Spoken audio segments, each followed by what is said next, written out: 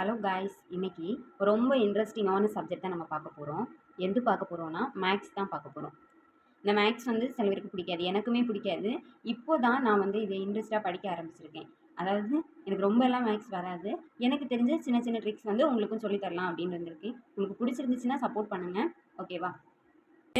ஒரு 3 digit number இருக்குது, ஓகேவா? 3 அல்லது 4 டிஜிட் நம்பர் நமக்கு மல்டிப்ளிகேஷனுக்கு கொடுத்துருக்காங்கன்னு வச்சுக்கோங்களேன்.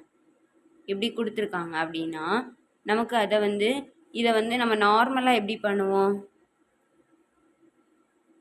இப்படி எழுதி 2 16 1 12 1 13 1 3 2 6 1 7 4 இப்படி டைம் வேஸ்ட் பண்ணாமல் இந்த ட்ரிக் யூஸ் பண்ணி பார்ப்போமா? இப்போ ஒரு 2 டிஜிட் நம்பரில் நான் உங்களுக்கு சொல்லித்தரேன். ஆனால் இது 4 டிஜிட் 3 டிஜிட் எல்லா நம்பருக்குமே சூட்டபிள் ஆகும். எப்படி எழுதணும் அப்படின்னா, இப்படி 2 3 இந்த 23 நம்ம செங்குத்தாகவும் இதை நம்ம கிடைமட்டமாகவும் எழுதிக்கணும். எழுதிக்கிட்டு இந்த 2வை I 2 10 8 2 16 3 5 15 அப்புறமா 3 8 24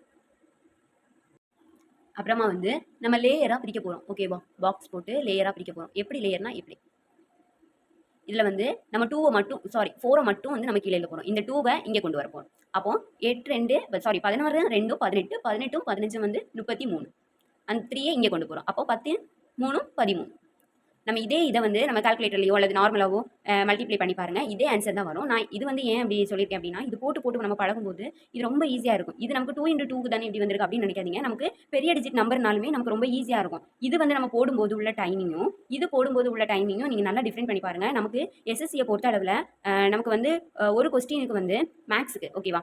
மேக்ஸுக்கும் சரி எல்லாத்துக்குமே சரி நமக்கு ஜிகே இங்கிலீஷ் வாசித்து தான் போட வேண்டியது வரும். நமக்கு ரொம்ப ஈஸியாக இருக்கிற மாதிரி இருக்கும்.